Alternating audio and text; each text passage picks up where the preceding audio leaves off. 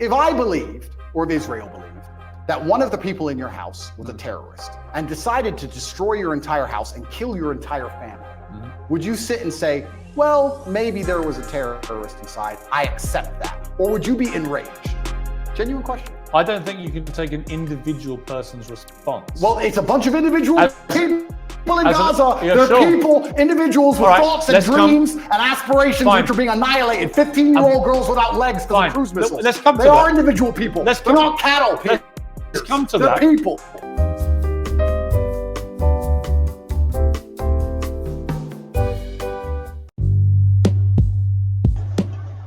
Yes, sir. You just found it. In a course with you. Let's chat.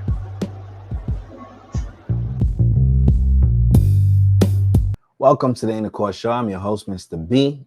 In today's reaction video, we discuss the Piers Morgan Andrew Tate interview. This interview, they actually discussed a plethora of topics, but there was a segment that stood out, and I think it's gotten a lot of conversation online. It was a segment between the Israel-Hamas war. Well, nothing to my mind justifies what happened on October the 7th. Nothing justifies what happened before October the 7th, Piers. This is the exact point. So you're talking to a man. I don't know what answer you expect from me, because let's forget the fact that I'm a Muslim. You're talking to a man who is fighting oppression to the best of his ability because he believes that the people in charge of the world are enslaving us all to the point where I detriment my own life. I end up in a jail cell because I'm speaking against oppression. Then you're asking me what I would do if my family was blown to pieces. You're not in a jail. Hang on. You're asking me what I would do if another government came along and blew my family to pieces? You weren't put in a jail cell because of any oppression. Absolutely, I was. You weren't. Of course you I were was. put in jail cell because you've been accused of serious sexual crimes. I would not have been accused if I was not monumentally successful in speaking the truth. Let me ask you again. It's a simple question. Some people can answer it straight away, including pro-Palestinians people I've had on my program. Many are very quick to say absolutely. Do you believe Hamas are a terror organization? And that's a very interesting question, but I think you're peddling asininities. Well, just answer the question. Can somebody do me a favor? Google asininities and find out if it's a I know word. what it means. If it's not, make sure it's added to Webster on Top G's orders. Okay. Just, are they a terror group? You're peddling asininities because I'll tell you why, Piers. Let me answer the question. No, I'm not. Of course you are. It's a simple question. That's like me asking. I'll tell you why I asked. Because the UK, where you were born, prescribes Hamas as a terror organization. They also prescribe me as dangerous to children in schools. Let me explain something to you, Piers. You're not prescribed as that. If I were to sit here and say, is stealing wrong? And you'd say yes. And I go, but what if the person stealing is trying to feed their family? And if they don't, their family are going to die. Is it still wrong? You're trying to take a very nuanced and complicated argument and reduce it down to one sentence, which is failure. You're trying to equate stealing with a mob of terrorists breaking over a border, going to peaceful... Is that what Israel did? Wait a minute. A mob of terrorists breaking over a border. Let me finish. And killing people. Is that what Israel did? Going through a border on October the 7th. Oh, October the 7th. Massacring young people at a festival, massacring families in their homes in a kibbutz, setting fire to them, cutting their heads off, killing babies. Oh, killing 40 babies. That was true. Well, fine. Were the babies vaccinated?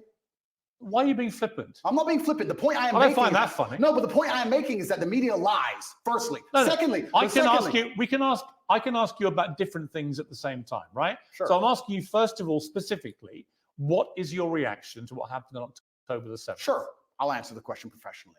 I do not condone the loss of human life on either side. I think anybody doing anything which directly damages civilians is disgusting and abhorrent. However, I would be an amateur if I could not sit and pretend I do not understand the motivations behind either side. This is not even me taking a side. I understand why Israel is doing what it's doing. I understand why Palestine is doing what it is doing. However, I still call the Israeli actions absolutely abhorrent and genocidal. Okay. We're going to come to Israel's actions. I promise you, we will ask that question specifically. But in terms of what Hamas did on October the 7th, do you accept that was an act of terrorism? It's an interesting question because it's not really. It is. It's a very straightforward question. Because you're the person who would have called Nelson Mandela a terrorist while he was still in jail, and one person's terrorist is another person's freedom fighter. I wouldn't have called him For me to answer the question, yes, you would have. For me to answer the question, I have to be very professional, Piers. For me to sit on the outside in Romania with no personal involvement in Israel-Palestine, it's easy for me to say, yes, it was an act of terror. However, if I was in Gaza, if I was in an open-air prison, if my family had been annihilated by bombs from the sky, if everybody I knew had suffered the loss of a loved one, if I had no chance of any kind of freedom or democracy or standard of life, would I believe it was an act of terror, or would I believe it's an act of resistance against oppression? You have to be very careful how you answer these questions. So what do you think? I think I understand what happens when you take people and put them in such an inhumane condition. For anybody to sit and say that you're going to take people and put them in absolutely inhumane conditions and give them no standard of life, and they're not allowed to ever fight back, or they're But I can agree with you. Anyone who does that is an amateur. I can agree with you that the plight of the Palestinians for many decades has been absolutely shameful. So what did we think was going to happen, Piers? No, nothing justifies what happened on October 7th. So what are they supposed to do? Nothing. So what are they supposed to do? That was an act of medieval barbaric terrorism. Nothing justifies it. Did they suffer acts of medieval? Did they suffer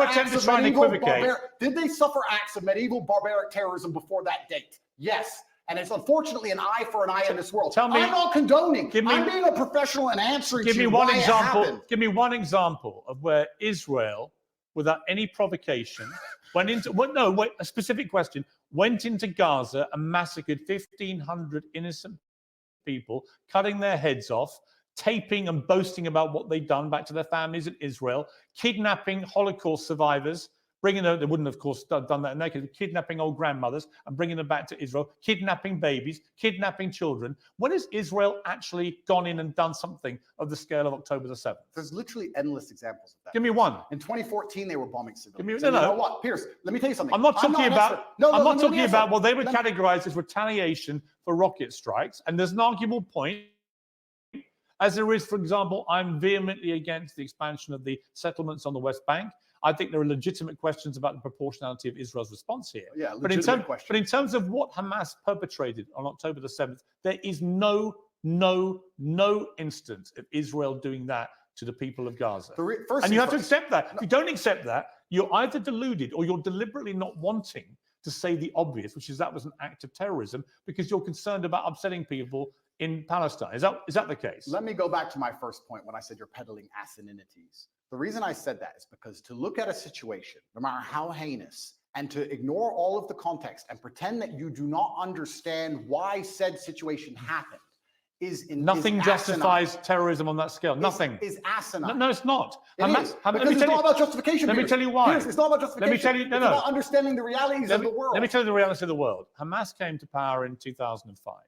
Hamas's initial founding charter made it clear that they are for the eradication of Israel. And on October the 7th, they prove what that means is they will kill every Jew they can get their hands on.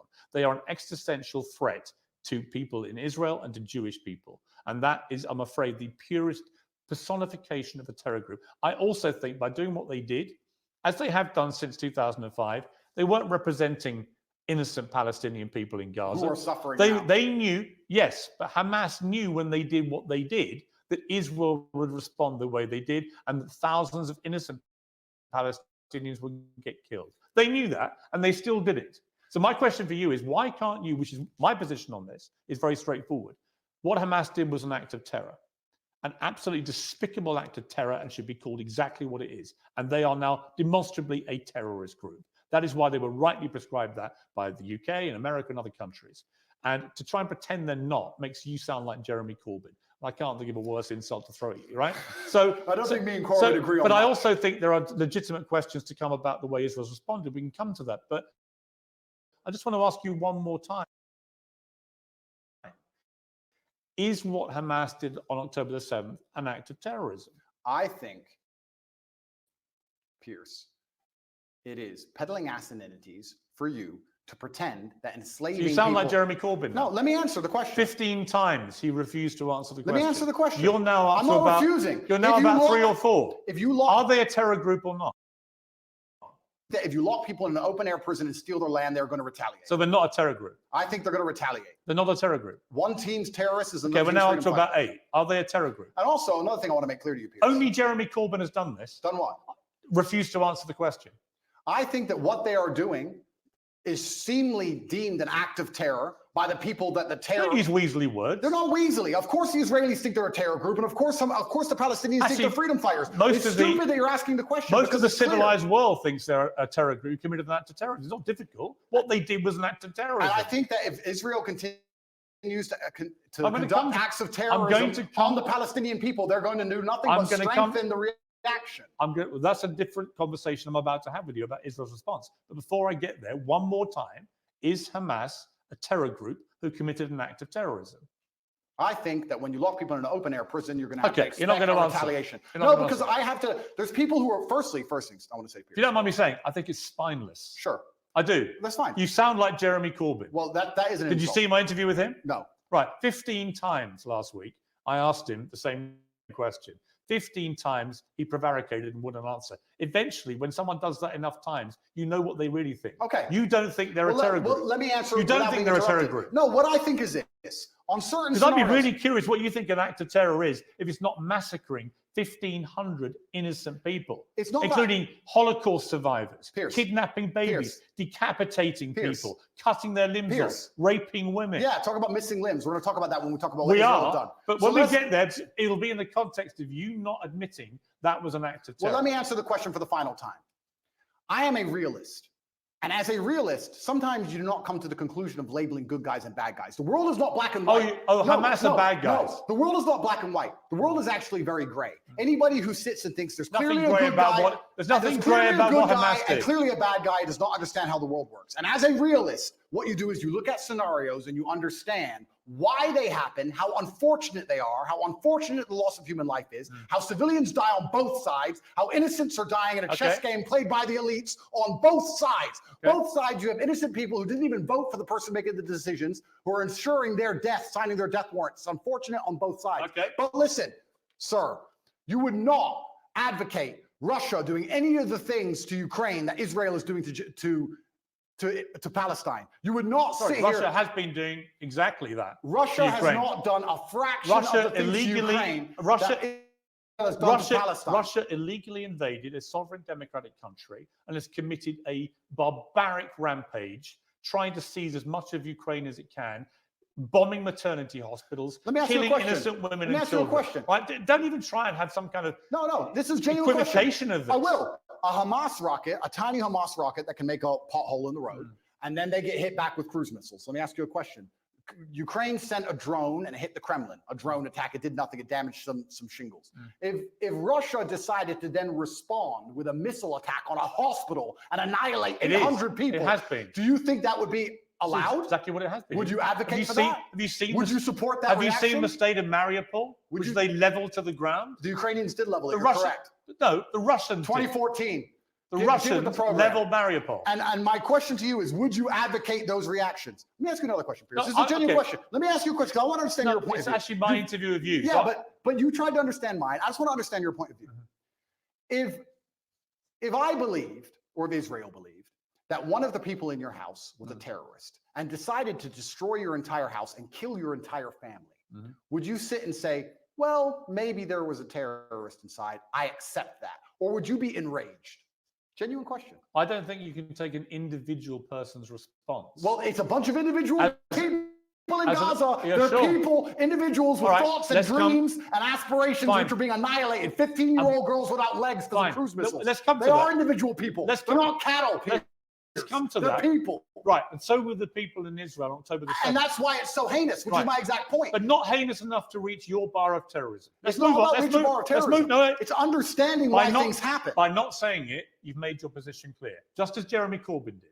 And to pretend you're any different is ridiculous. Let's move on to Israel's response, because there are legitimate questions about this. Hamas embeds itself, 35, 40,000 terrorists, in my estimation. You can call them whatever you like. And they're embedded amongst the civilian population, predominantly in northern Gaza. We know from intelligence over the last 20 years, which you won't believe because the Matrix has made it all up. Correct. We know from intelligence that historically Hamas likes to embed itself, particularly around things like schools and hospitals and mosques, because that makes it more difficult if the Israelis attack. Yeah. Now, Israel has killed nearly 12,000 people in its response, right? There are many people around the world demanding a ceasefire who think that is a ridiculously disproportionate response to what happened. Well, it was genocide. They would want to kill everyone in Palestine. They don't. They just want to drive them all out. Whereas Hamas do want to kill every Jew. That is actually what genocide is. You know what's actually interesting? Because you've spoken about this subject with people more who actually understand the conflict better than I do. Mohammed Hijab understands it better. Low-key understands it better. I'm talking from a very general humanistic perspective, because I don't understand the absolute intricacies like they do. Do you know what genocide means? Of course I do. Right. Genocide means you want to eradicate an entire people based on race or ethnicity. Israel clearly doesn't want to do that to the Palestinian people. Clearly not. If it did, it wouldn't tell a million of them, as it turned out, who moved south. Now, there are arguments about whether to attack them as they moved. Well, some people got hit as they moved. Oh, some people got hit. Yes. Some people got hit. You know what, You know Andrew? what happens? You know what, Andrew? Wait till it's your son. You know what? Wait till it's your son. I agree. And you know what, Andrew? War is horrific. It's horrific. The question is it a just war for Israel to go after Hamas? And if it is, and you believe as I do, Hamas has to be got rid of, how do you do that? If you don't do it the way Israel is doing it, how do you get rid of that terror group? Now, you won't agree with anything they're doing because you can't even categorize them as a terror group. No, the reason I won't agree with them is because I'm a human, Piers. And please let me answer this without being interrupted. You didn't answer my earlier question for a reason, because you knew that you couldn't answer it without proving my point. The question about the fact that if they decided to cruise missile your house because they thought somebody inside was a terrorist, you would not accept the loss of your family that you have raised. You would not accept that. Of course I wouldn't. Okay, absolutely. So let me answer this as a professional. What's funny is I'm a humanist. Like I said, a professional what, by the way? The professional. Please let me answer. Let me answer. What are you? What are you thinking? You say you're thinking professional, and I'm talking about this from a humanistic perspective, right? And like I said, you've talked to people more knowledgeable than me on the details of the subject. Right. Listen to me very carefully. I thought we lived in a democratic society. You just had 35,000 Hamas terrorists, and this is the thing that's most upsetting to me. This is what genuinely upsets me. Israel intelligence will say a guy's a Hamas terrorist. Has that guy gone to a court of law? Has there been a democratic process? Has he been proven to be a terrorist? No. They've just decided from their intelligence that couldn't see an invasion coming from hundreds of miles away. So this intelligence is actually it's not great. No. So they've decided this person might be an intelligence without court case, without any kind of democratic process. And because of that, they've decided to annihilate civilians along with him. And it's all just collateral damage and nobody should care. That is not a humanistic perspective, and that is disgusting. And any person in the West who is advocating for that is a hypocrite. And because if it was turned on them, if the American government said, we think the person in your shopping mall, one of the people you were shopping alongside in the mall, might have committed a crime. We didn't take them to court. We think they might have, so we killed your whole family. Get over it. So the last time is a clown and a hypocrite. So the last time, what do you expect full-grown men to do? I'm about to respond. What do you expect full-grown men to do when you kill all of their families and leave them locked in an open air prison? Let me respond. The last time that Jewish people faced an existential threat was in World War II. And the Nazis, who wanted to take over the world and kill every Jewish person, the Nazis were ultimately defeated by Winston Churchill leading the Allies. And Winston Churchill, in the process of defeating the Nazis, killed a lot of German innocent civilians in the process. Do you think that was justified? Let me ask a question. Was it? Well, no, I asked the questions. Was it justified? Sir, I believe, and let me just get this right in my head. Yeah, think about it. No, I don't need to think about your question. I believe that the Nazis, which were obviously heinous, I'm not advocating anything they did, it's disgusting, the Nazis. I'm glad we beat them. I'm actually a huge fan. Yeah, they were. Right. So I believe that they So when you massacre Jewish people, you're terrorists. Except when you do it in Israel. When you try and conduct genocide on a populace because you don't want them on land you say is yours, then you are terrorists. It's exactly what Hamas did on October the 7th. Exactly what Israel had did before that. So you've literally just described what Hamas do. You just described what Israel do. They're trying to genocide the Palestinians as we speak. And this is the exact point. So Israel... No, but to see... Hang on, so you think Israel are terrorists? I think that what they're doing now is disproportionate and genocidal. Is it terrorism? It's genocidal, so I guess that makes it terrorism. It's genocidal. So they're terrorists for responding to an act of terror, but the people who committed the act of terror are not terrorists. The way in which they're responding... You see the problem in that argument? No. Really?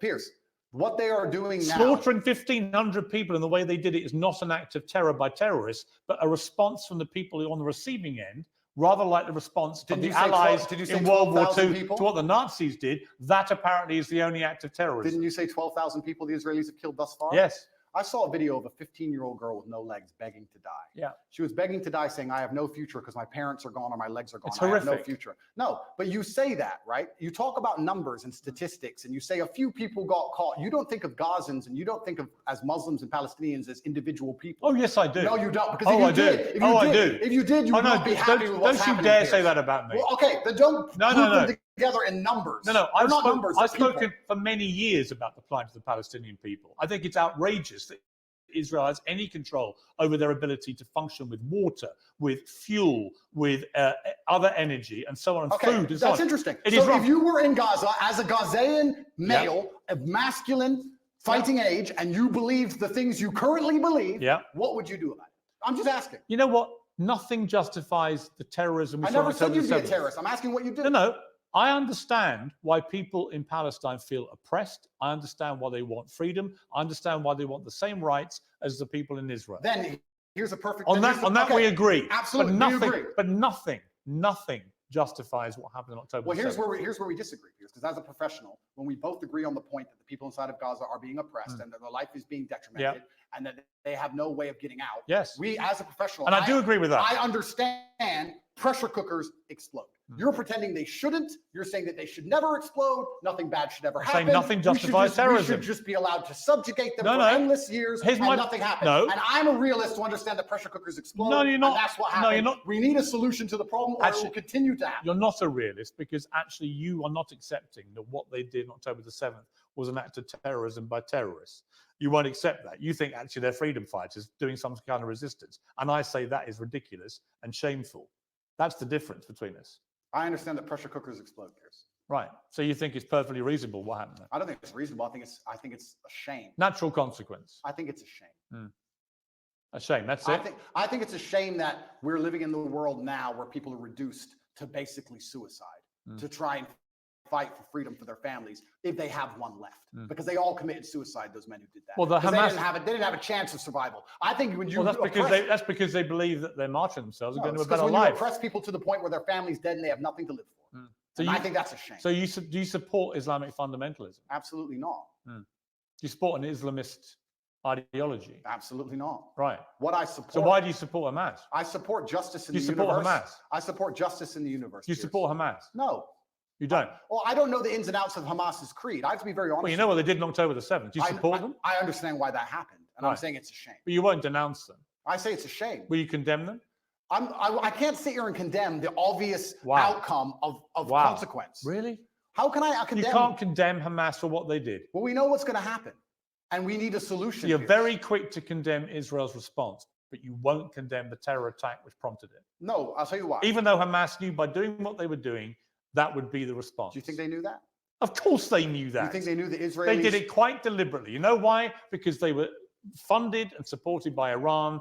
They didn't like the fact that Israel was normalizing relations with a bunch of Arab countries, from the UAE to Bahrain to Morocco, and then coming down the line was going to be Saudi Arabia. That was a threat to the Iran view of what should be happening in that region. Iran are the ones who support and fund and arm Hamas, and they clearly, in my estimation, it hasn't been properly established yet, but clearly Hamas couldn't have done this on their own. They've done it with support from Iran, and they've gone and committed an act of such heinous atrocity that they knew what the response would be. And that means that they sentenced in that moment, not just 1,500 people in Israel to death in the most appalling manner possible, but they also sentenced to death thousands and thousands of innocent Palestinians, including many innocent children, because half the population are children, and Hamas knew that was what was going to happen. So my question is, how can anyone think that Hamas is a force for good for the Palestinian people? They are a force. I said they're for evil. unfortunate. No, I didn't say they're a force for good. I said it's a pressure cooker and it's a shame. But you won't even condemn them. Let me ask the question. Do you think if we gave the Palestinian people basic human rights, that Hamas would find it more difficult to recruit new soldiers?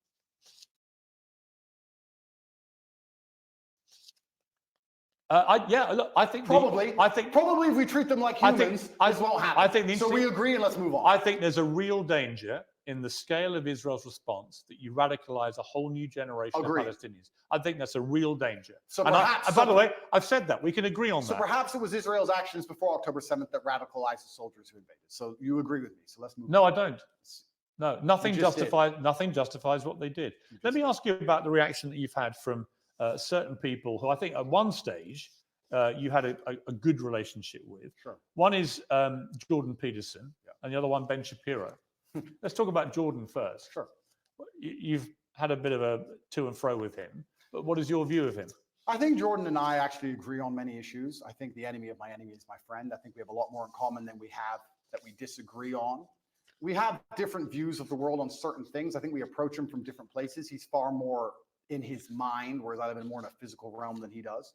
I have nothing against Jordan. I don't dislike him. I do find it, and I must be honest, a bit disingenuous and hypocritical that he speaks mental strength and then ends up addicted to an antidepressant. I don't think you should ever take antidepressants ever. I've been through been through worse than what he's been through, and I didn't take a single drug. However, I have nothing against the guy. He says very intelligent things, and I'd be interested to argue with him or discuss or debate with him. But I think we'd actually agree on most points, to be honest with you. I don't think I mean, he may be unhappy with somehow how I've lived my life and some things I've done, but we've already discussed the fact that I come from the lowest income area of the UK, and most people around me were selling drugs, so at least I didn't do that. So I'm not going to allow somebody who's a professor at a university who's had an easy life come along and tell me how people from the streets should survive. You have to find a way out. Let's get rich or die trying. But I have nothing against the guy. I just think that he's been a bit hypocritical. And then, truthfully, the only time I've been genuinely a bit appalled by any of his actions was the tweet he made on Israel-Palestine when he said, "Give them hell." I know that's an easy thing to say, and it's an expression that people use and they throw it around flippantly. But I think when you actually wish hell upon other human beings, I think it's a disgusting thing to do, because hell is that 15-year-old girl with no legs and her parents were dead. Well, hell and is when you see her crying her eyes out, begging to die, that is hell. And I don't think you should genuinely wish hell on anyone, Israel or Palestinian, anyone. I'm a humanist. I don't want anybody to die. Well, he did. When he was wishing hell on an entire population, he did express regret for the way he phrased it. And he should, and because it's disgusting. I've not wished hell on the Israelis. I've not wished hell on the Israeli state. I don't want any Israeli civilian to go through what that 15-year-old Palestinian girl's going through. Not a single one. He said about you, Jordan Peterson, I'm not particularly happy to be grouped with Andrew Tate. I think there are some elements about what he does that are quite reprehensible. I'm sure he has. I don't know everything he says, and he may disagree with some of my points of view. As I said, I have nothing against him. I don't think anything he says is particularly wrong. I think that he's hypocritical because of the antidepressant problem, and I think that the fact he wishes hell on other humans because he gets emotionally involved in a conflict, which within 2 minutes of it sparking off, he's wishing genocide. I think that says a lot about his personality. But overall, when he speaks at length, a lot of the things he says are pretty well thought through and pretty constructive. I have nothing against the guy. Let me turn to Ben Shapiro. He said, "Let me assure you, as someone who's not pimped women and bragged about it, the morality requires that those who rape women and kidnap women must be eradicated, not negotiated with." He says, "On my show, I won't be lectured on morality and toughness by Andrew Tate. His great idea of toughness and morality is pimping women and bragging about it on air, and then trying to quasi-walk it back while simultaneously maintaining many of the same positions and flexing his biceps. Listen, everyone should be able to tweet whatever it is they want. I'm all for an open discourse, even with people who I think are dead wrong on a lot of issues. But Andrew Tate is dead wrong on a lot of these issues. And the particularly ridiculous posturing about being yes, you're very tough when you want people to make peace with terrorists who just murdered their children. Very, very tough." What do you say to that? So Ben is a warmonger. Ben has been wrong on basically every single issue you can name. He was with you with the vaccine and every other war. Ben is always calling for other people's young men to go and die in some war. He seems to love it. I don't know if he has short man syndrome, but he's always behind his desk calling about how important it is that big, strong men like me go and die. And the reason he tweeted that and said that is because when Hamas and Israel, very early in the conflict, I think it was 3 days in, were discussing possible peace talks, he tweeted, "No, absolutely not. Fuck them, kill them all." And I said, Ben, as a man who's done his own fighting, because I've had a life of pain and violence, listen to me. Peace is always worth a conversation. What I said is that we should always be prepared to at least discuss peace. He, because he's a warmonger, said, "No, peace is not worth a conversation. You're this, you're that, because he's always sitting behind his desk. He must have a booster chair, and he's always running his mouth trying to invoke violence and call for war. And I find it kind of hypocritical, because a man who's so small he would die if he was slapped on the street, sitting behind a desk and screaming for other people to be annihilated, I think is kind of, it's worse than it's insane. I believe if he was sitting here listening to this, he would say that what he's screaming for is for Jewish people in Israel to defend themselves. And he's a Jewish man. All Ben does is call for war. And I agree. Defending yourself. That's not all he does. That's all he does. And calling for war and defending yourself is very different than genocide. And Ben, like I said, overall, most of Ben's worldviews and mine probably align. We don't align on the religious sect. We don't rely on the religious points. Fine. But our overall worldviews about how society should function probably align on many of the key issues. I don't have a beef with Ben, and I don't watch his show, and I have no idea what he talks about a lot of the time. But what I do know is every time I turn it on, he's calling for someone else's son to go and die in a ditch somewhere for his interests. And I don't like people who are not advocates for peace. Blessed are the peacemakers, said Candace, who's far more intelligent than Ben will ever be. And she is completely right. He replied that rhetoric, starting an argument with me, when I said we should talk about peace. I say we should talk about peace. He calls for the death of civilians, and somehow we're asking why my point of view is seen as abstract. It's insane. Why can't we all just sit down and say the fighting must end? Why can't we do that?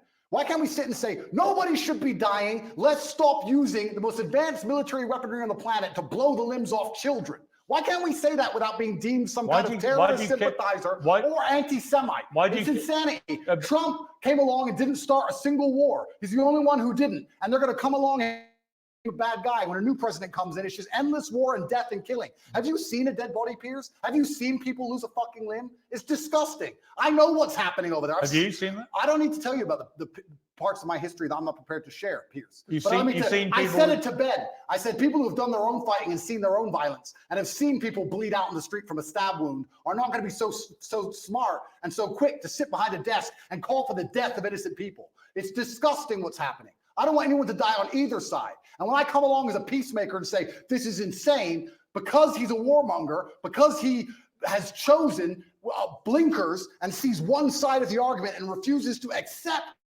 the humanity of Palestinians, he says I'm a bad person for calling for peace. Well, you know why? Because he'll probably listen to this interview and say, this guy can't even describe Hamas as terrorists.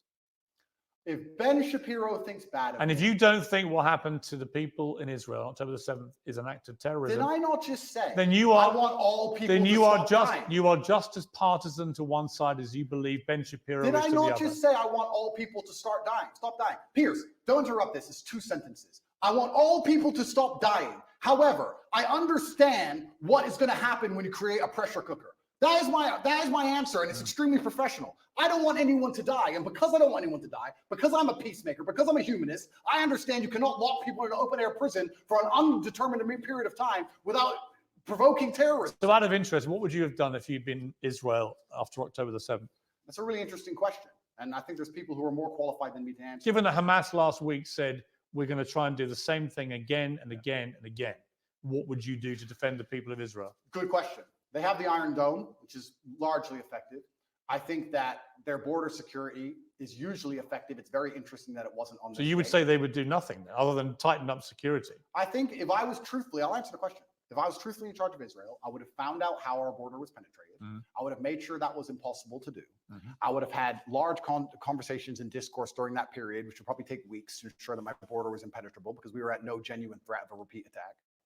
And then I would make it clear that there will be some repercussion unless there would be some repercussion unless we can come to peace terms. I don't think Hamas doesn't want peace. Of course not. But I'm saying that's their stated position. Of course. So there's okay, you're asking what I do. I would have found out. First things first. I'm a man. So first things first, you fix the problem. Okay, our border's been penetrated. How do we make sure that doesn't happen again? How did it happen? Internal investigation. Let's make sure the border is secure. Now our civilians are safe. Our civilians are safe, which buys us time. Let's have a conversation to see if we can actually reason with Hamas. If we can't, then there might be some military intervention. Then what? But there certainly wouldn't be bombing hospitals, cruise missiling refugee camps. There wouldn't be any of the things that's going on now. Absolutely You not. wouldn't try and attack the people that No, did it. because this is a rushed and emotional response. And that's what I would have prevented. I would have made sure as a man I didn't make a rushed and emotional response. So you'd be more like Neville Chamberlain, trying to do peace with the Nazis and Winston Churchill trying to kill them. Well, yeah, that's an interesting question. You're an appeaser, not a warrior. Well, I still think I'm a warrior, but I think that when you're a warrior, you have to be very capable and. But that's what Neville Chamberlain's view was. We should do peace with the Nazis. You have to be very understanding of your power, and you have to use it responsibly. And just like I said earlier, when I'm trying to be responsible about what I say to the young men of the world, I would understand as Israel, I must be responsible with my massive military might to make sure I don't kill civilians. And I would sit and try and make a measured response, and I'd be a professional, and I would consider them human beings, and I would secure my border and try and come up with a plan better than, oh no, I'm mad, I'm emotional now, let's go kill everyone. I think that's the wrong response. Correct. I don't think that's the right thing to do. We've spent a long time talking. You're going to find out at some stage today or in the next few days whether you're going to get your possessions back. That'll either happen or not happen. But then there's likely to be a trial, and that will determine how you spend the next 10 years of your life, almost certainly, which is a sobering thought for anyone. When you look back on the whole arc of the last few years, you know, you've expressed some regret because of your turning to Islam, your change in your philosophy from a religious perspective. You've acknowledged that some of the stuff you used to do was immoral. Do you look at the journey you've gone on here and think that in a way, notwithstanding the matrix and everything else, that maybe you yourself could have done things differently to Oh, avoid being absolutely. in this position? Absolutely. I'm a man and I take absolute self-accountability. You have to, as a man, your superpower is looking in the mirror and understanding everything that happens to you, both good and bad, to a degree, is your fault. It could have all been influenced. I could have avoided all of this. I could have avoided the Matrix attacks, or sorry, I could have avoided jail cell, if you don't let me use that term. I could have avoided all the negative press. I could have chosen to work in Starbucks and just stayed nobody. I made choices that put me in this position. I take responsibility for them. I said things on the internet in a satirical way on videos that got 110 views when YouTube was brand new, that I did not expect to become the most viral videos in the world, because I didn't expect to become the most famous and known person on the planet. That's all true. I'm not saying I have no part to play in any of this. However, I can still say that I'm completely innocent. I can still say that it is only my fame and notoriety that has inspired the prosecution service to try and even put me in jail in the first place. I can still say that there's some unfair policing in the world depending on your political views. I can still say all of those things while accepting absolute responsibility for the situation I am in. Andrew Tate, thank you very much. Thank you, sir.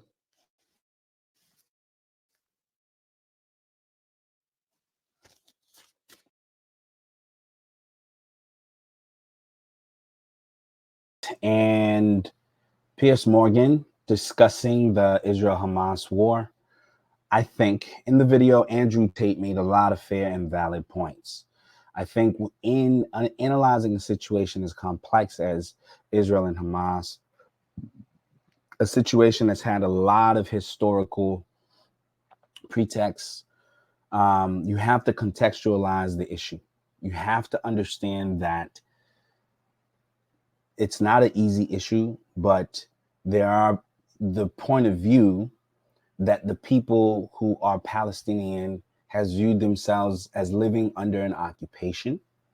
And because they viewed themselves as such, they view their government, i.e. Hamas, as liberators whenever they take actions in opposition of who they deem to be their oppressor. On the flip side, you have to also understand Piers Morgan's point of view when he says a lot of Israel's reaction as of late, i.e. this war, was provocated by the heinous acts committed by Hamas. Now, was it a terroristic act? I believe in some ways it was, but I don't believe that it's just to penalize all the people, the innocent civilians, the children, to bomb, invade, and do all the stuff that they're doing, you know, to address the heinous acts of a few people, right? In the same way that, you know, there may have been terrorism committed by certain groups committing certain crimes. We don't bomb this whole state that they live in simply because a few individuals within the state was a part of an organization that committed the heinous act. I think that's a level way of thinking about it. So I think Andrew Tate rightfully avoided saying on the record that he thought these people were terrorists. And he rightly pointed out that depending on what vantage point you're looking at, you know, you can call, you know, if you're a Palestinian looking at it from that vantage point where they feel oppressed, then you can say that, you know, to them, that particular group of people are heroic for standing up against their oppressor, right? And then if you're, you know, Israeli or anyone on the other side of the issue who's not necessarily directly affected by the issue, you would look at it without the proper context, without understanding some of the things that's happened to those folks, and they will simply take the act on its own at face value and simply say that it was terroristic for them to do that. So I think there's some points there that he made.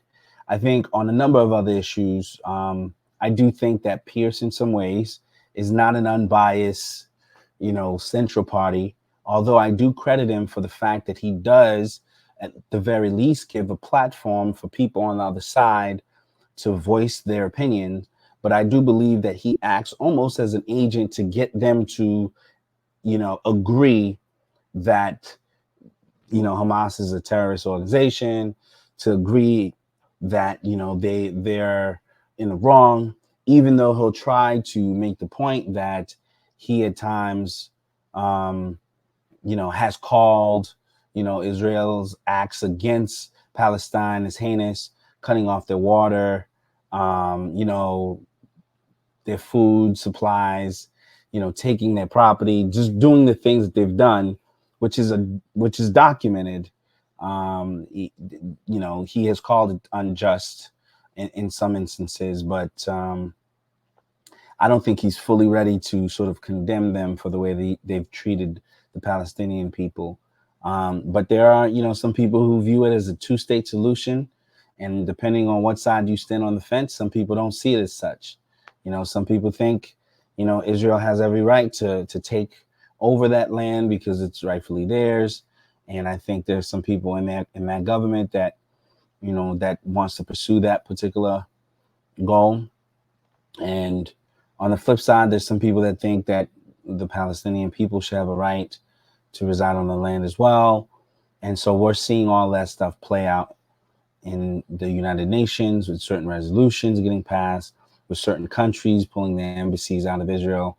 There's somewhat of a backlash. And I think right now there's a down turn or wave, offensive wave happening with the Israeli government to kind of censor opposing thoughts, anything that makes them look bad, just kind of get everyone to view it differently. They're doing a little bit of PR to do it, but I think it's hard to kind of combat some of the imagery that people are sharing through their phones. Doctors are being arrested, videos are being edited and posted online. It just looks crazy. Again, not an easy situation to talk about. I'm certainly not an expert, nor can I tell you the inner workings of it. But on face value, in terms of how it looks, I do think that lives on either side should not be destroyed, and peace is definitely the resolution to get these folks some relief from the onslaught of bombs and attacks that is coming forth. And so we'll see how it all plays out. I pray it ends up amicably, but we certainly welcome you guys to weigh in and to share your thoughts on the matter. With that said, that was a quick video review of the discussion that took place. We ask that you like and subscribe to the page if you have not already done so. Thank you, and we look forward to seeing you on the next video.